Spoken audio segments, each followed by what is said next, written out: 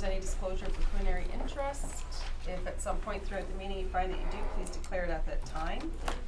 Under notices of motion, I am going to pass this to Councillor Foster to chair since I'm bringing this one forward. Okay. I can do it off here, that's okay. I just don't know who moved it and seconded it, who did all that. We're on the paper for me. All right. So as we know, at the last meeting, this was suggested by the mayor. Let me just get to the. All right. So I'll read the motion and we'll put it on the floor for discussion, I think. So this is a notice of motion from Mayor Bifolchi, which was introduced at the November 26th council meeting, streamlining the approval process for shoreline repair work. Whereas record and near record high water levels exist in the upper Great Lake Basin, including Lake Huron and Georgia Bay, and whereas these high water levels have impacted the town of Wasaga Beach and many owners of property along the shoreline, and whereas the impacts include significant damage to private property, are being experienced by many Wasaga Beach shoreline property owners and property owners in other shoreline communities. And whereas property owners may wish to repair and or protect their properties from further damage and need approvals and permits from the Nottawasaga Valley Conservation Authority and the Ontario Ministry of Environment, Conservation and Parks before undertaking the work. And whereas it is thought that there is benefit in approval agencies working together to streamline the approval and permit process for shoreline repair work, be it resolved that the Council of the Town of Wasaga Beach formally requests that the Province of Ontario, through the Ministry of Environment, Conservation and Parks, work with other approval agencies such as the Nottawasaga Valley Conservation Authority to develop a streamlined process for permits required to undertake shoreline repair work in an expeditious and financially feasible way.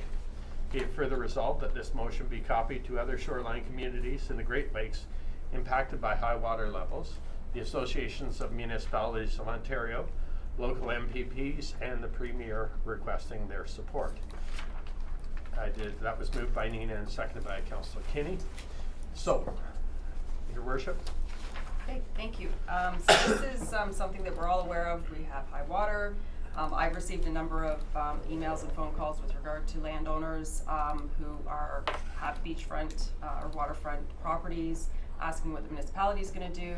As we all know, that's not under our jurisdiction to give them permissions for different things. So similar to, and I thank George for providing this, they did do something similar in Bracebridge and Muskoka area with all the flooding that they received. It's a streamlined process. So basically what this ask is that they will do the same for beachfront owners here in Wasaga Beach who want to fix their properties before the more water comes up next year. But if the water is low now or whenever in the spring, that they could do that work.